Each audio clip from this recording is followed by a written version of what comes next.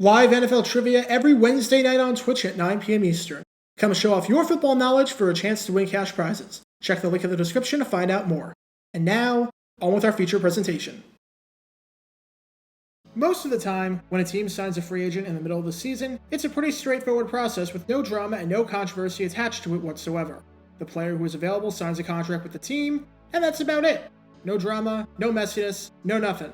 But it's safe to say that with this story that's about to take place involving the Seattle Seahawks during the 1985 season, that was not the case. Far from it, in fact.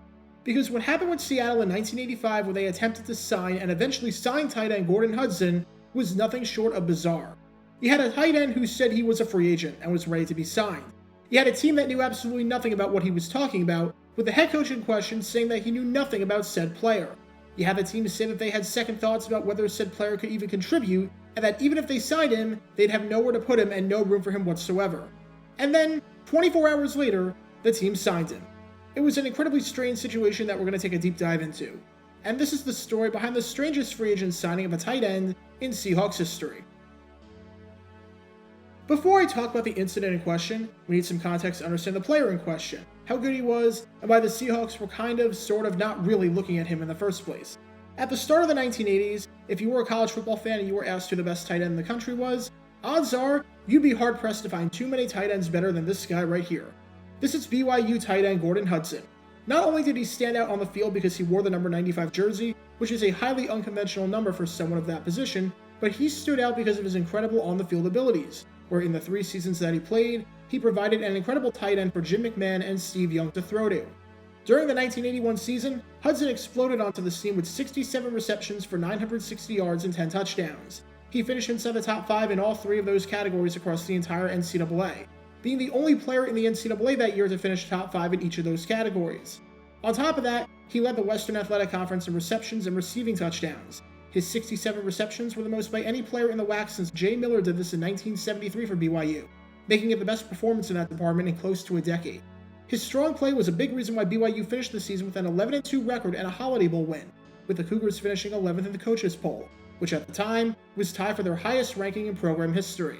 After just 1 season, it was clear that there were few tight ends in the country who were better and harder to cover than Gordon Hudson. And he kept up that strong play in 1982, finishing the year with 67 receptions for 928 yards and 6 touchdowns. Not only was he a consensus All-America pick, and not only did he lead the WAC in receiving yards, but he finished 4th in the NCAA and 1st in the WAC in receptions. By leading the conference in receptions in consecutive seasons, Hudson became the first player in the history of the conference to lead the league in this category in back-to-back years. I should note that he was not the first to lead the conference twice, as BYU receiver Phil Odell did this in 1963 and 1965, but Hudson was the first to do it in back-to-back years. And in 1983, Hudson was once again named a consensus All-America selection. When 1984 rolled around, he was ready to go pro. But it would not be to the National Football League. Let's emphasize one thing before going any further. If there was no rival football league, and Hudson's path to playing professionally pretty much only consisted of the NFL, he would have probably been a first-round pick. He was built like your prototypical tight end, standing at 6 foot 4 inches tall. He was atop the conference and atop the NCAA practically every season he played in every major statistical category. He had 178 receptions for just under 2,500 yards and 22 touchdowns in his 3 seasons with the Cougars. Those are incredible numbers by today's standards for a college tight end, let alone a tight end nearly 40 years ago. He was going to be chosen early. Many publications, including the Washington Post, had him projected as a first-round pick. However, money talks, and the United States Football League came calling. Los Angeles Express owner William Oldenburg was not afraid to throw cash around and acquire star players to prevent them from going to the NFL. Most notably, Hudson's teammate at BYU, quarterback Steve Young. And Hudson got a pretty nice contract, roughly $2 million worth, to spurn the NFL and join the USFL. Even if Hudson was a projected first-round pick like everyone thought he would have been, he still would have likely made more with this contract than anything in the NFL. The bad news for Hudson was that in 1984, he did not play, missing the season due to injuries. However, the good news was that when he eventually got to play in 1985, he was one of the best tight ends in the USFL. Even though he only played in 11 of the team's 18 games due to an injury at the end of the season, and even though the Express were terrible, going 3-15 and finishing with the worst record and the worst offense in the league, Hudson played really well, even being named to the All-USFL team by the Sporting News. Despite not finding the end zone, he finished the season with 34 receptions for 476 yards. And even though he missed the final 7 games of the season, he still finished second on the team in receptions. If he stayed healthy and played all 18 games, he would have been on pace for 55 receptions and 779 yards, which again are great numbers for a tight end. But after he was released from his contract following the 1985 season, he was ready to go to the NFL and talk with the Seattle Seahawks. And what followed was an absolutely bizarre saga. First off, we have to ask ourselves this question. Why the Seahawks in particular? Well, in 1984, the NFL held a supplemental draft for players in competing leagues, such as the USFL and the Canadian Football League. The idea was that during this 3-round draft, a team could claim a player's rights, and if said player left their league, the team that drafted him would have the rights to sign him. And the Seahawks used their first-round pick of this draft on Hudson, knowing that if he were to leave the Express and no longer play in the USFL, that they would have dibs on him over every other NFL team. Once Hudson was released from his contract, it was Seattle's turn to swoop in. So this should be a pretty straightforward process, right? Just like a bunch of other players who were drafted and were now playing in the NFL after leaving the CFL or the USFL, this shouldn't be anything crazy or noteworthy. Except for the fact that the Seahawks had to make this as complicated and as confusing as possible. For one, when Hudson said that he was ready to sign, head coach Chuck Knox had no idea who he even was. Knox flat out said, "I don't know anything about him." I have no idea why Knox said this. First off, this wasn't said as a smokescreen, because the only team the Seahawks had to compete against for his services was themselves. So in that context, this comment makes no sense. Second, how does Knox not know who Hudson is? Knox was literally on the staff when the team drafted him, and they spent a first-round supplemental pick on him. You don't remember who you drafted? You don't remember the incredible tight end that tore up the NCAA and the whack that you spent high draft capital on? How? On top of that, General Manager Mike McCormack said that even though that Hudson said that he was good to go, he wasn't notified of any change, so no one knew whether or not he was actually eligible to play in the NFL. It was almost like the situation a decade ago in the World Football League that I talked about with the San Francisco 49ers and tight end Ted Kwolek, which you can learn more about by clicking the card in the upper right corner. And then the Seahawks said that even if he was eligible, that they didn't know if there was any room for him on the roster. Seattle already had 4 tight ends on the team, and the team had no idea whether or not they want to bring him on. So just to recap where we are, Gordon Hudson says that he can play. The general manager is saying that he can't play, and the head coach somehow has no idea who this player even is. Well, if that's not dysfunctional, I don't know what is. Sure enough, one day later, the team signed him. Again, this whole situation didn't make a whole lot of sense. Within a 24-hour period, not only did the Seahawks front office and the NFL clear up the status of Gordon Hudson's eligibility, and not only did Chuck Knox learn everything there was to know about the player, but the two sides were able to negotiate a contract that would make Hudson a Seattle Seahawk. However, at least the drama and the craziness were finally over. The Seahawks were getting one of the best tight ends in college football in the USFL, and were getting a man that, while unable to play in 1985 due to his injury history, would be able to play in 1986 and help the team out going forward. Now, sometimes the drama can be worth it. Sometimes the craziness becomes a mere footnote in an entire situation, because the player is that good when he's on the field. Unfortunately for the Seahawks, this was not one of those instances. Seattle had incredibly high hopes for him.